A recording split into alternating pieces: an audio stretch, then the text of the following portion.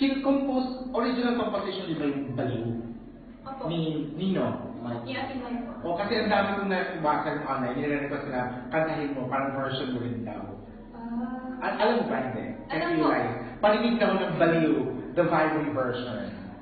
Gusto nila parinig ng kantahin mo daw. Ano ba, di ba? Yung mga Mayward fans. Sige, may word. Kinig-kinig sa Baliw. Nung nakita kita, pangiti mo na ako. Nung lumapit ka, sinabi mo na gusto mo rin ako. At ngayon, gusto ko sabihin sa'yo ang nararamdaman kong ito. Na ikaw ang nilaman ng aking puso. Ang galing, may boses din. O kung bakit nakaalam mo, meron din siya. Develop mo yan ha. Thank you very much, bye. Thank you, Mark.